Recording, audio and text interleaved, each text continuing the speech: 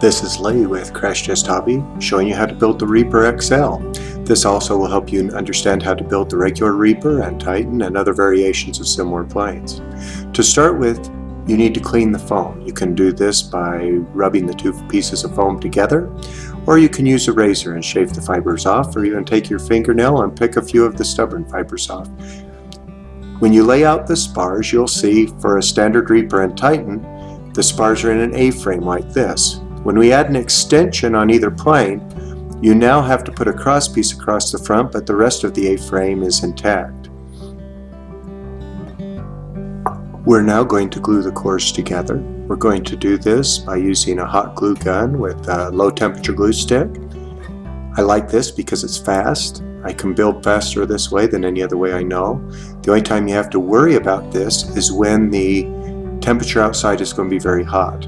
The spars are installed on both the top and the bottom of the wing. Front spars are back 1.5 inches. The back center spars are on the CG for each individual plane. I like to use a soldering iron to cut the depth for the spars. If you notice, I have a wheel collar and I've ground the tip of the soldering iron flat. And once it's heated up, I just slide it along a metal flat, straight edge and cut a trench for this spar. Here's the one across the front. It is also 1.5 inches back.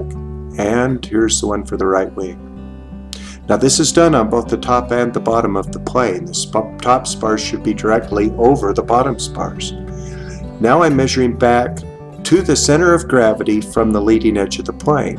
I can test and make sure that line is straight by measuring on the outside of the wing. And then I take my soldering iron and I go along my metal straight edge and cut this slot for the spar.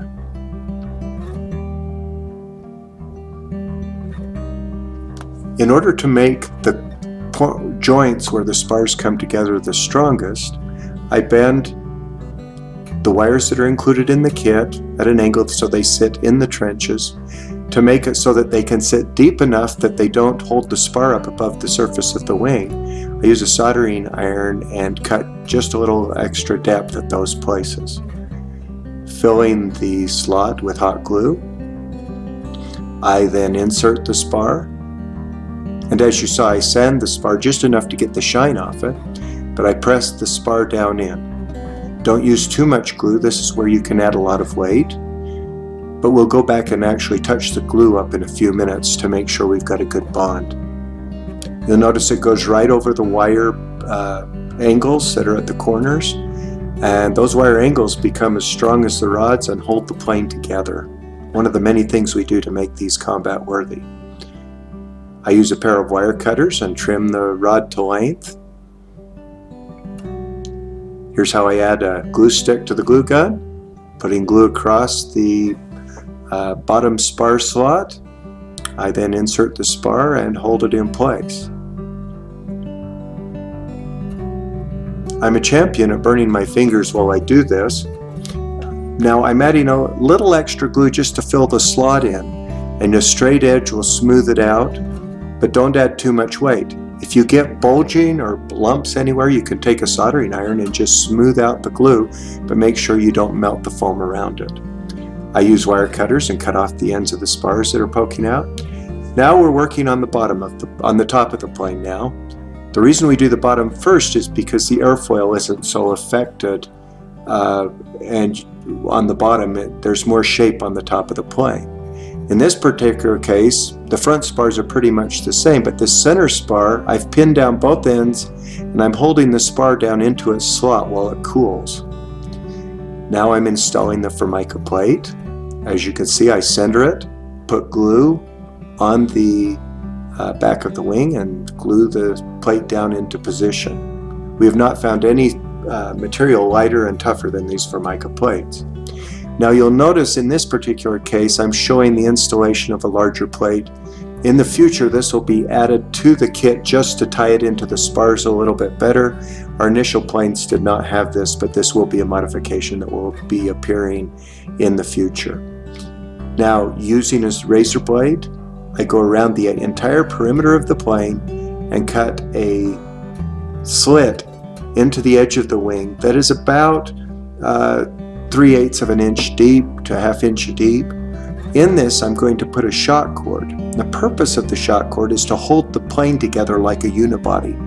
When you hit something, a plane wants to split between the elevons through the middle of the wing going forward.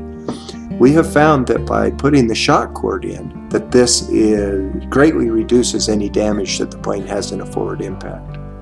After applying baking soda to the shock cord, I then stretch it tight, and using a small Phillips screwdriver go around the perimeter of the plane and push the shock cord down into the slit that I just got with the razor blade. Now make sure that as you go along the trailing edge, you do not warp the wing.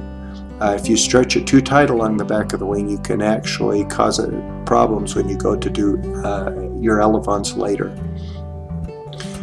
I go deep across the back so that the prop can't cut the shock cord, and you can go back around with a screwdriver a couple of times if you want to make sure it's down at the bottom of the slot.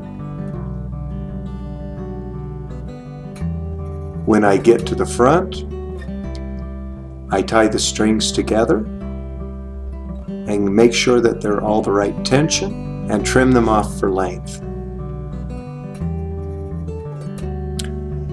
I use thin CA glue to glue the shock cord in place.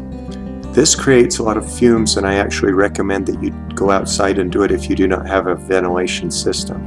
It will make your eyes water, and it's obviously not a safe practice, especially with the baking soda, which accelerates the glue.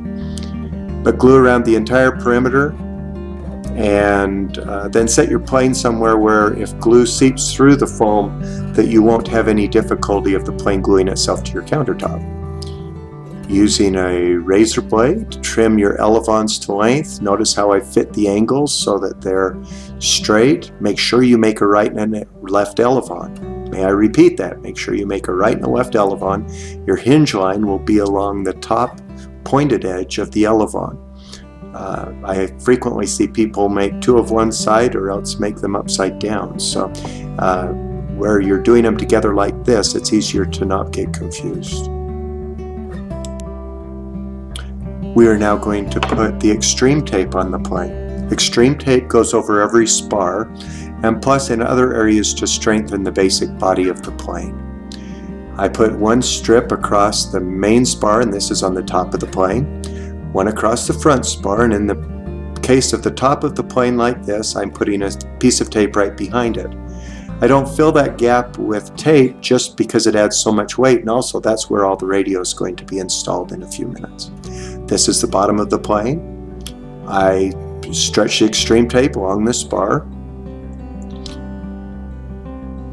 and then starting from there, I work my way forward with just a very slight overlap and work myself to the front of the plane.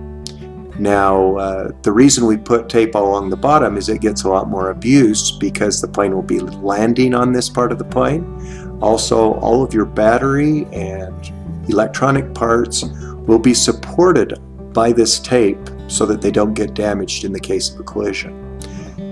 I now put tape along the leading edge and back barely over the spar on the bottom of the plane. I'll do it along the front, and I'll also put tape on the top so that it wraps around the leading edge, and there's almost an overlap and double layer of tape on those leading edges where the plane will take the most abuse. Notice how I split the tape and wrap it from the bottom and down from the top in order to reinforce the angles. Thank you for watching. At the end of this video, you will see the main spar distances from the leading edge of the wing, and we appreciate you watching. There are other videos showing how to laminate and install radios.